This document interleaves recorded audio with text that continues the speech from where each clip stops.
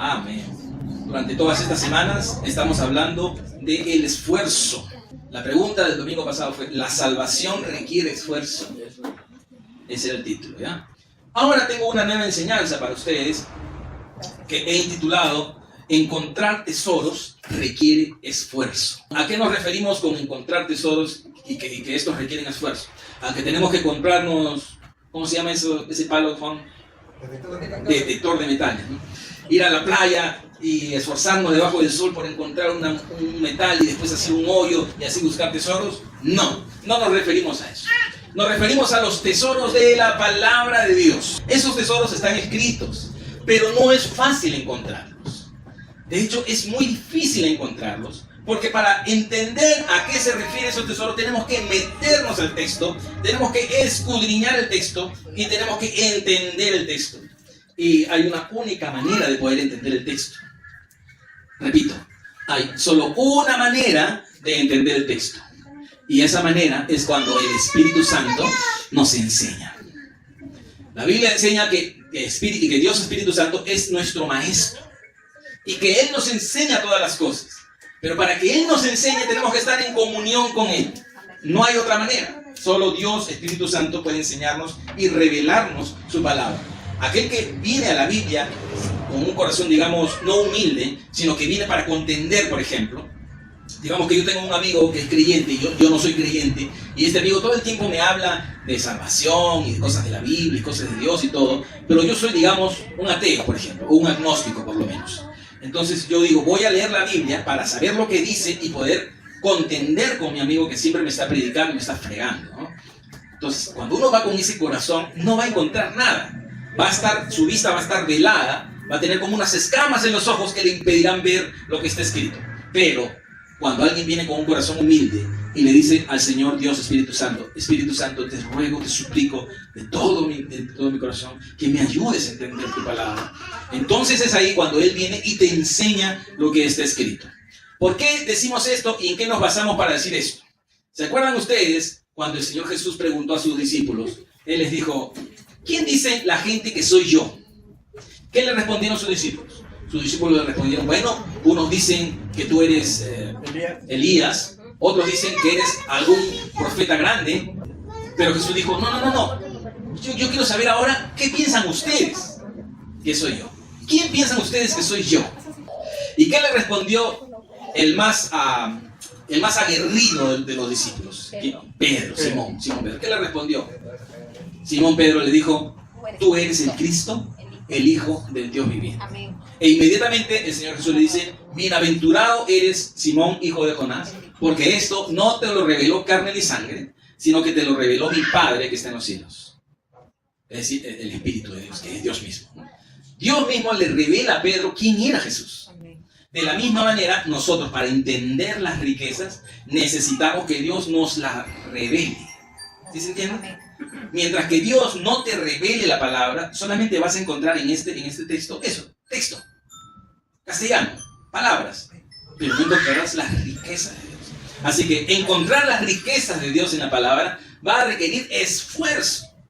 Esfuerzo en leerla, esfuerzo en estudiarla, esfuerzo en escudriñarla, pero sobre todo esfuerzo en buscar la dirección de Dios. Porque orar también requiere esfuerzo. No cualquiera dedica tiempo de su vida a la oración. De hecho, el tiempo cada vez nos queda más pequeño a todos. Cada vez tenemos menos tiempo para las cosas que queramos. Siempre estamos trabajando. Siempre. O trabajamos para otros, o trabajamos para nosotros mismos, o trabajamos en la limpieza de la casa, o trabajamos en cualquier otra cosa, pero siempre estamos trabajando y nunca tenemos tiempo para las cosas que son más importantes. Algunos tontamente desperdician el tiempo en juegos. Bueno, eso es harina de otro costal. Pero por lo general no tenemos tiempo para las cosas espirituales. Entonces, dedicar el tiempo para la oración, para pedirle, para suplicarle al Espíritu Santo que nos enseñe su palabra, ese es el esfuerzo que requiere encontrar los tesoros. Yo quiero soltarles una pregunta a ustedes y quiero que cada uno de ustedes responda. Pero los amigos de YouTube también, por favor, respondan esta pregunta. La pregunta es: ¿cuán importante es el estudio de la palabra de Dios en tu vida? Piensa tu respuesta. ¿Cuán importante es el estudio de la palabra de Dios en tu vida? Bueno, ya hemos escuchado la respuesta de todos los hermanos de Amigos en Luz. Ahora, ¿cuál es tu respuesta? Escríbela por favor en los comentarios.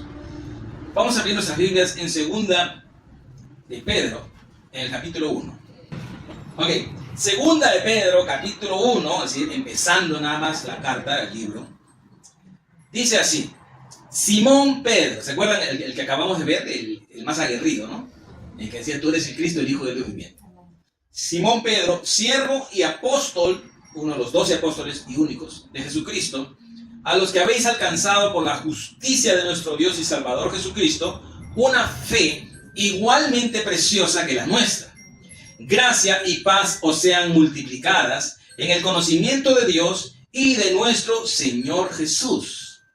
Como todas las cosas que pertenecen a la vida y a la piedad nos han sido dadas por su divino poder, mediante el conocimiento de aquel que nos llamó por su gloria y excelencia, y por medio de las cuales nos ha dado preciosas y grandísimas promesas, para que por ellas llegaseis a ser participantes de la naturaleza divina, habiendo huido de la corrupción que hay en el mundo a causa de la concupiscencia.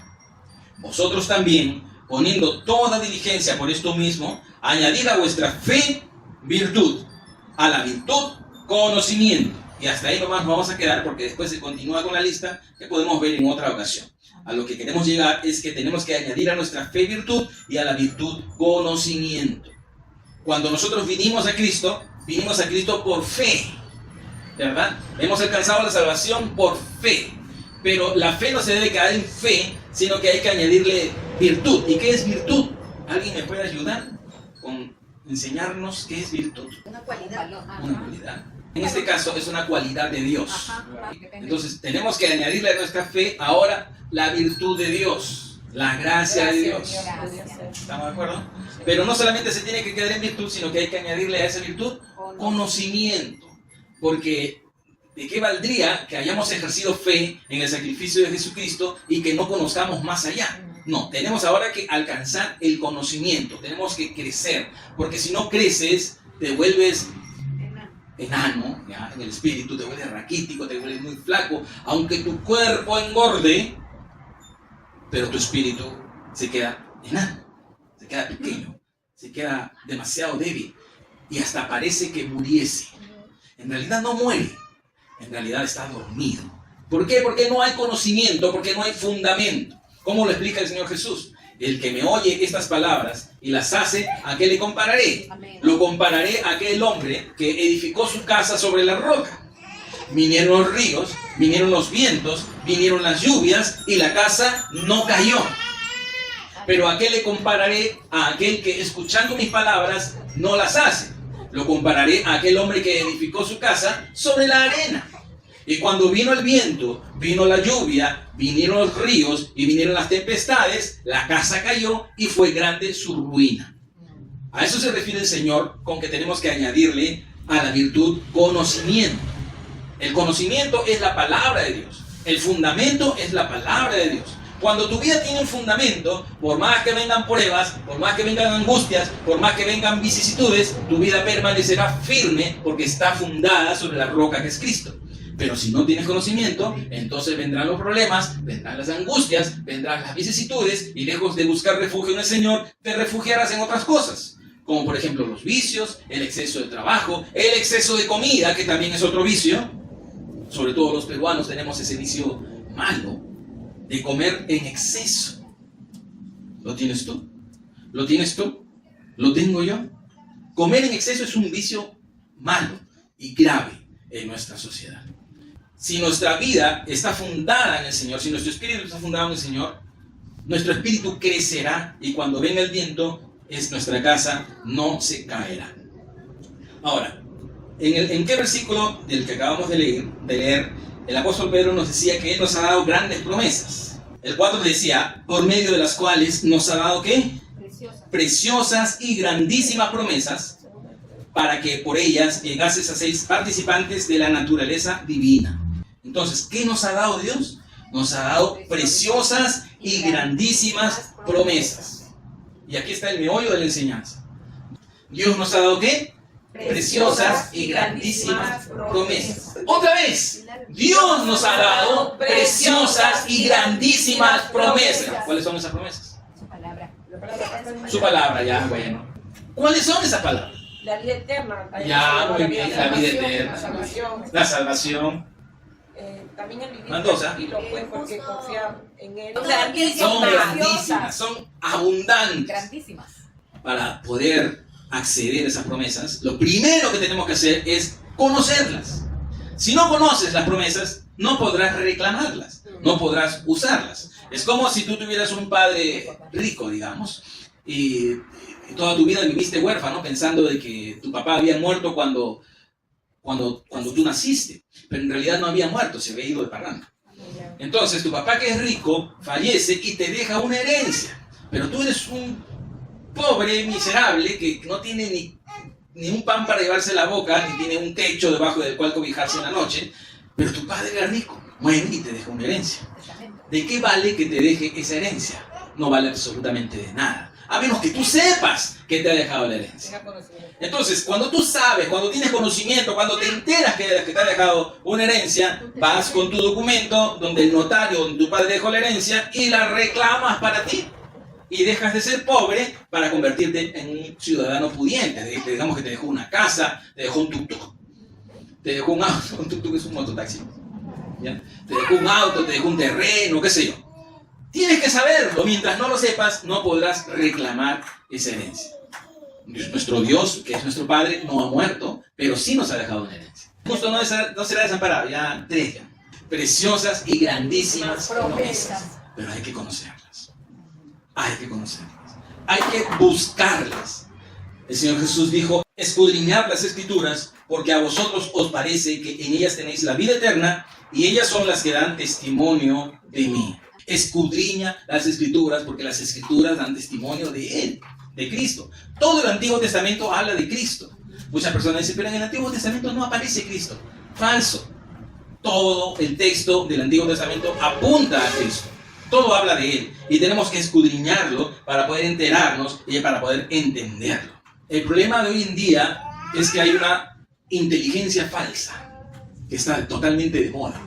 Y lo repito, es una inteligencia falsa. Y se llama inteligencia artificial. Fíjense a qué punto hemos llegado, que aún la inteligencia es artificial. Las cosas naturales cada vez son menos y las artificiales cada vez son más. Aún en las mujeres, ¿no? Las mujeres se ponen cosas artificiales hoy en día en su cuerpo para hacer ver al mundo que tienen un cuerpo más prodigioso, más voluptuoso y más codiciable para con el sexo opuesto. ¿Sí saben a qué me refiero? Y se ponen cosas falsas en el cuerpo. Y este mundo está plagado así, de cosas falsas, de cosas artificiales. Pero el Señor no quiere que nosotros tengamos una inteligencia artificial, sino más bien que tengamos una inteligencia real y verdadera. Así que hoy en día la inteligencia es artificial, la gente ya no piensa por sí misma, sino que cada vez que quiere algo simplemente escribe en Google: ¿qué quiere decir segunda de Pedro 1:2? Entonces viene la inteligencia artificial y te lo explica. Y dices: ¡ah! ¡Qué chévere! Ya tengo la respuesta. ¿Cómo se llama eso?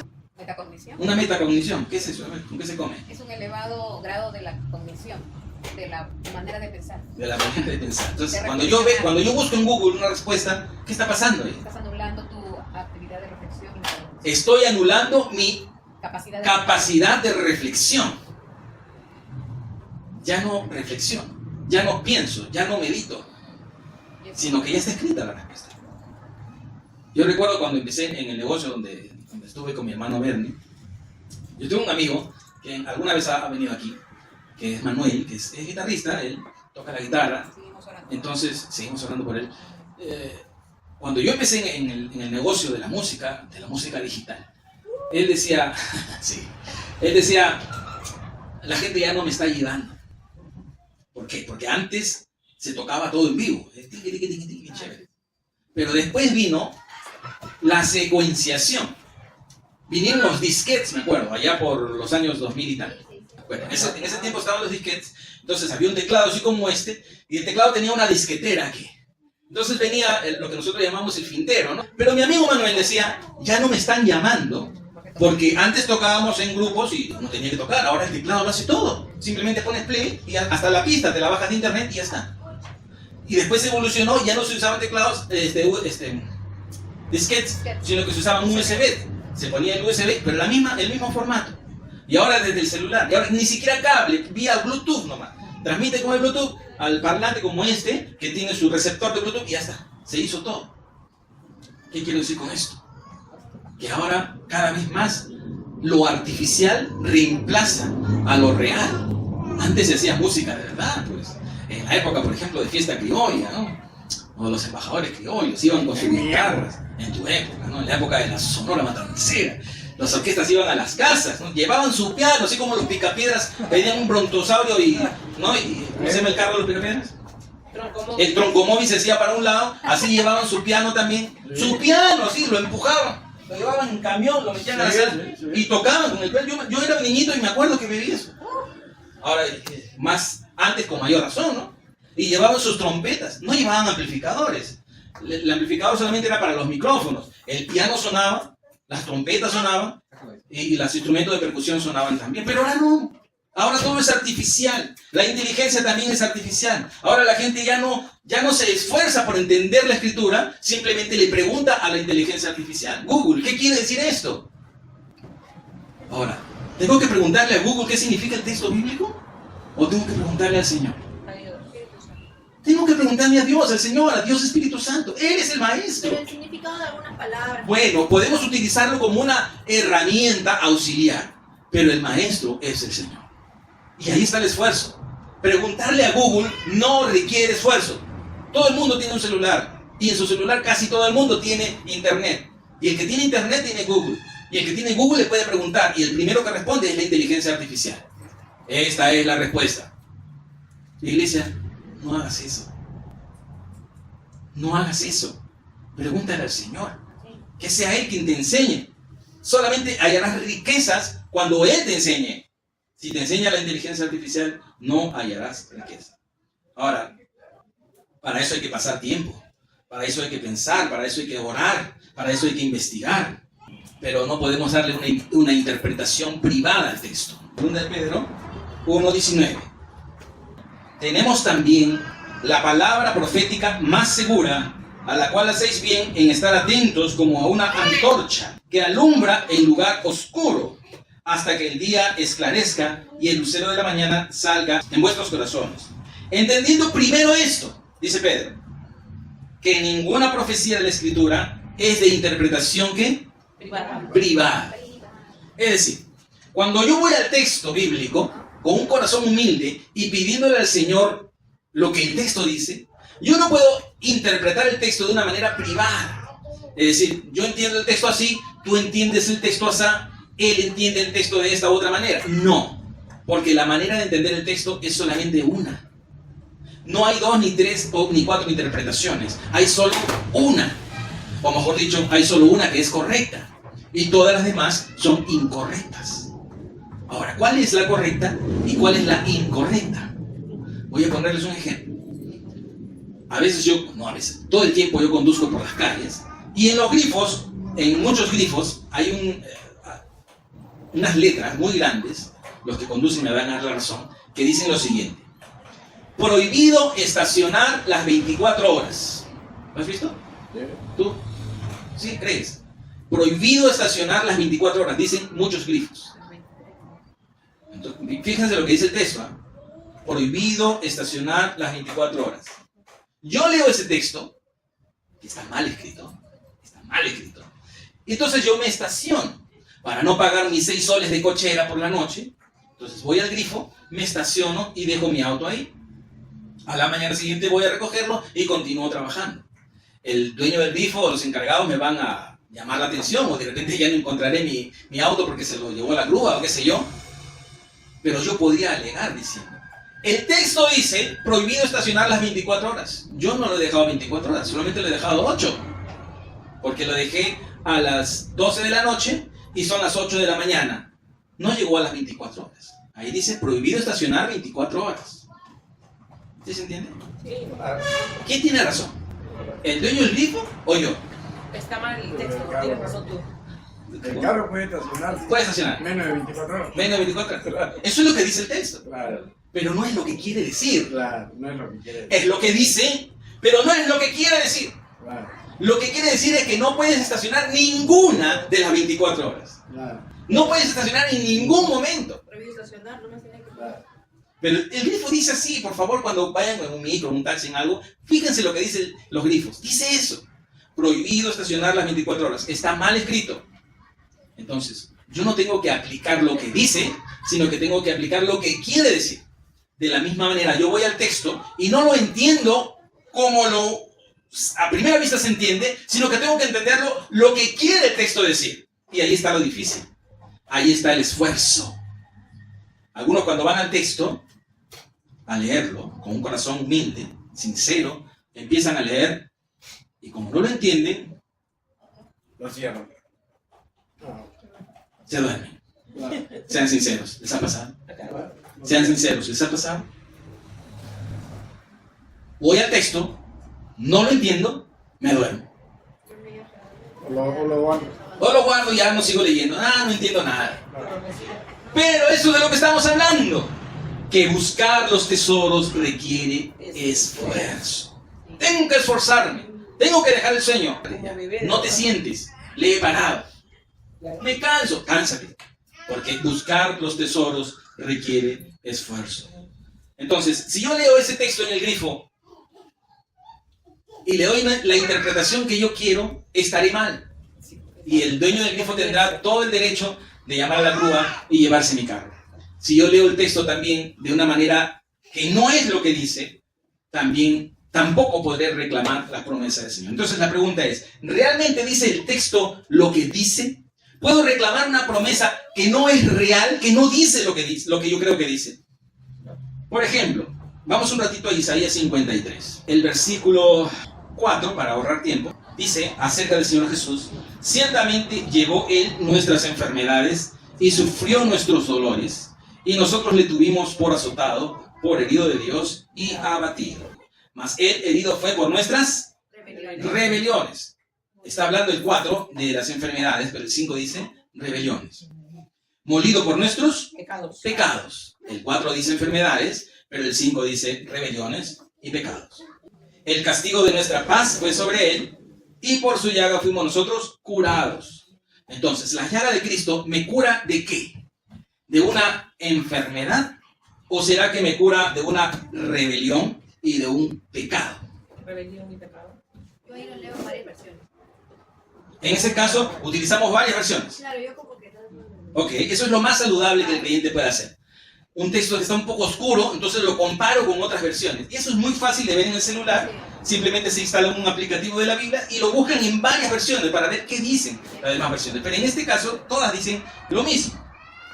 Versículo 6 ahora. Todos nosotros nos descarriamos como ovejas, cada cual se apartó por su camino, mas Jehová cargó en él, ahí está la respuesta, el pecado de todos nosotros.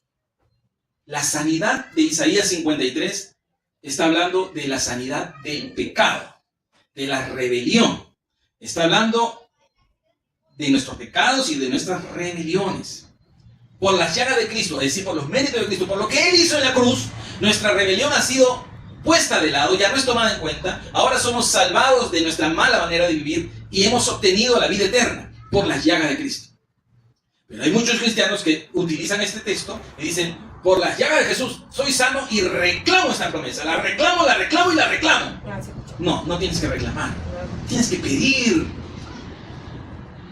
Quiero decir entonces que Dios no sana, que Dios no nos puede sanar cuando estamos enfermos. Al contrario, Él sí nos puede sanar.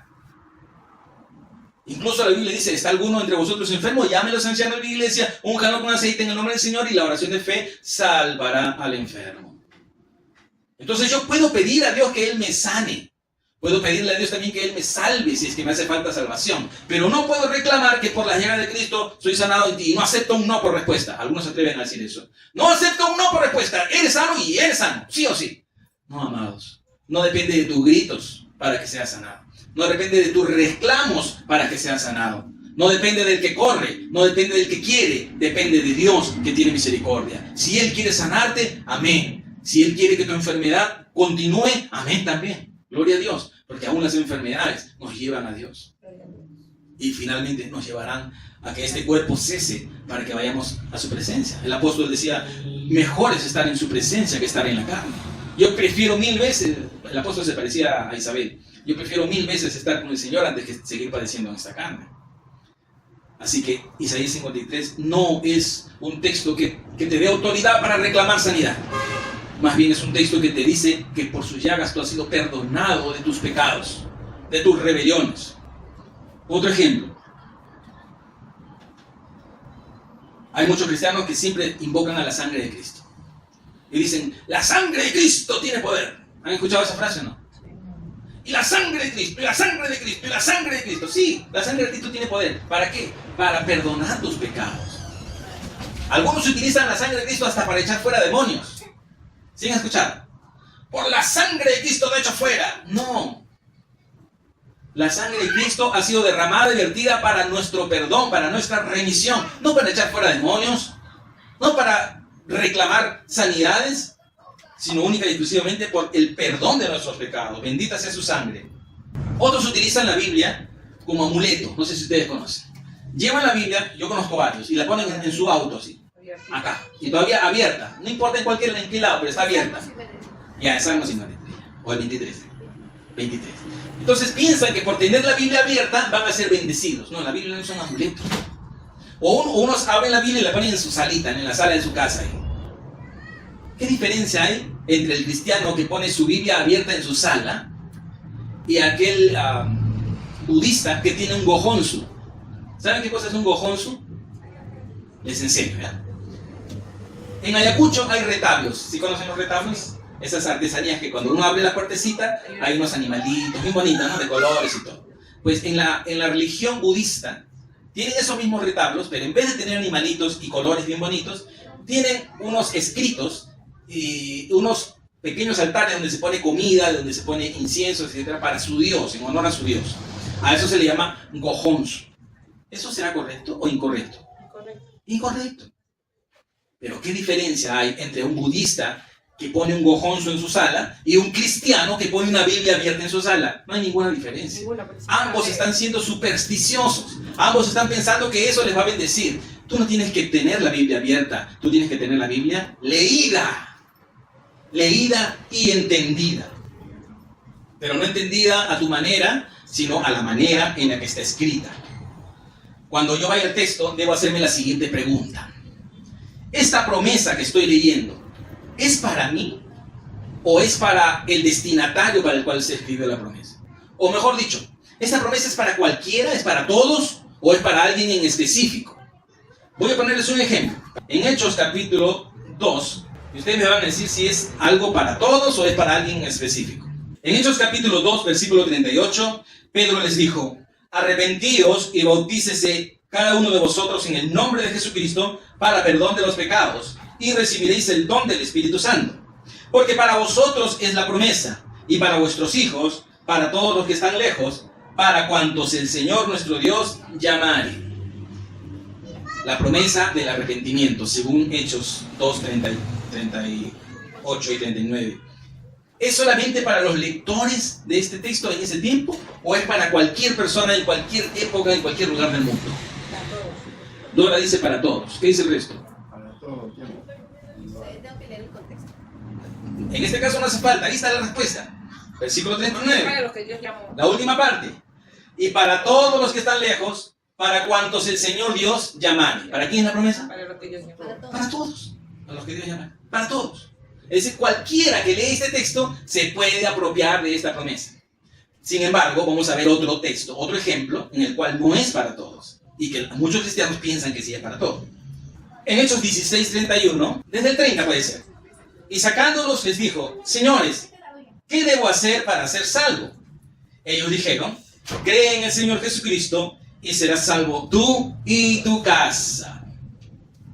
Muchos cristianos utilizan este texto como una promesa universal, como una promesa general para todos. Cree en el Señor Jesucristo y serás salvo tú y tu casa. Entonces, yo creo en Cristo. A mí me enseñaron esto cuando vine a Cristo por primera vez. Tú has creído en Cristo y toda tu casa va a ser salva. Dije: amén. Mi papá, mi mamá, mi hermano Jaime, mi hermana Mili, mis cuñados, todos van a venir a Cristo. Todos. Así es la promesa. ¿Pero así es la promesa realmente? ¿O será que los apóstoles le dijeron esto al carcelero de Filipos solamente? ¿Qué dicen ustedes? ¿La promesa es para el carcelero de Filipos o es para todos? ¿Qué dicen ustedes? ¿La promesa es para el carcelero o es para todos? ¿Cómo hago yo cuando voy al texto y no entiendo muy bien si es para mí o es para cualquiera? O mejor dicho, o si es para cualquiera o es para alguien específico. La respuesta no es tan sencilla, pero debemos entenderla. ¿Cómo sé yo para quién es la promesa? Debo cotejarla con el resto de la teología. ¿Y qué dice la teología? Que la salvación es personal. Nadie puede ser salvo por otro más, solamente por Cristo. Entonces, en este caso, la promesa no se podría aplicar a cualquiera. No es que yo creo en Cristo y por creer en Cristo mi familia también va a ser salva. No, porque tú no puedes salvar a nadie. Solo Cristo puede. Es decir, tu familiar, sí, tú puedes orar por tu familiar, puedes predicarle, puedes ayunar por él, puedes hacer todas las prácticas espirituales habidas y por haber, pero al final su relación con Cristo va a ser personal, su salvación va a ser personal. Y sí, es cierto, mi mamá fue salva, mi hermana fue salva, mi hermano también fue a la iglesia algún tiempo y ahora no está yendo, pero yo entiendo que él también le ha entregado su vida a Cristo. Y aunque no tenga muchas recompensas quizá, pero por los méritos de Cristo, él es salvo también. Y mi cuñada también. Mi papá también. Aquí está. Pero no porque el texto diga que mi familia será salva porque así tiene que ser. No, sino porque hubo un proceso, hubo una predicación, hubo una preparación con la palabra y el Señor los convenció a todos. Y gracias a Dios, todos son salvos. Entonces, ¿el texto le habla al carcelero de Filipos o le habla a cualquiera? No, le habla al carcelero de Filipos porque el apóstol Pedro le iba a hablar a su esposa y a hablar a sus hijos, y por el acontecimiento de que las cadenas se habían roto y la cárcel se había abierto y demás, entonces ellos alcanzarían la salvación. La promesa no es para todos, la salvación es personal. Entonces, ¿qué dice realmente el texto? Yo debo preguntarme, ¿este texto es para mí o es para el destinatario específico el cual habla ese versículo? Vamos a terminar con Proverbio capítulo 2. ¿Qué esperamos de nuestro trabajo? Retribución. Pero fíjense lo que dice el Proverbio 2. Hijo mío, si recibieres mis palabras y mis mandamientos guardares dentro de ti, haciendo estar atento tu oído a la sabiduría, si inclinares tu corazón a la prudencia, si clamares a la inteligencia y a la prudencia dieres tu voz, si como a la plata la buscares y la escudriñares como a tesoros, entonces entenderás el temor de Jehová y hallarás el conocimiento de Dios. Yo me esfuerzo por obtener mi plata. Yo me esfuerzo. Pongo mi despertador tempranito, me levanto antes que mi esposa, antes que mis hijos, voy a sacar el auto, compro el pan, desayunamos, me lavo los dientes y me voy a trabajar. Y no me ven hasta la noche. Todo el día me esfuerzo. ¿Por qué me esfuerzo? Por obtener plata, por obtener dinero. Con ese dinero mi esposa y mis hijos van a comer y vamos a pagar la casa, el alquiler que es caro y demás. Pero dice el Señor, si como a la plata buscares la sabiduría, así como tanto empeño pones en ganar dinero, si ese mismo empeño pusieses en buscar mi palabra, dice el Señor, entonces, verso 5, entonces entenderás el temor de Jehová y hallarás el conocimiento de Dios. Entonces, ¿qué tengo que hacer? Tengo que esforzarme en encontrar los tesoros de la palabra. Porque si no te esfuerzas en encontrar los tesoros de la palabra, tu espíritu se va a dormir. Tu espíritu se va a adelgazar. Tu espíritu se va a empequeñecer. Se va a volver muy pequeñito y la voz espiritual será casi nula en tu ser. Necesitamos esforzarnos en escudriñar las Escrituras, en buscar la palabra de Dios cada día. Al comienzo les pregunté, ¿cuán importante es el estudio de la palabra de Dios para ti? Y todos estuvimos de acuerdo en decir que es muy importante. Pero a pesar que es muy importante, en realidad es solamente en teoría, en papel. Pero en la práctica no lo es. La palabra de Dios sí tiene que ser lo más importante de nuestra vida. Si como buscas la plata, si como buscas tu sueldo, si como buscas tu bolo, buscases la palabra de Dios, entonces entenderás el temor de Dios y Dios te bendecirá realmente. Entonces, Él quiere que tú seas bendito con toda bendición espiritual, que es lo más importante. El resto también es importante. Por eso el Señor Jesús decía, buscad primeramente el reino de Dios y su justicia. No dice busca únicamente el reino, dice busca primeramente el reino. Y después ya sal con tu tuk-tuk, después sal con tu Uber, después ya haz tus shows infantiles, después haz tus limpiezas en la beneficencia, después atiende a tus pacientitos en la psicología, después maneja tu cómic, haz todo lo que tú quieras, pero primero busca el reino, primero busca la palabra.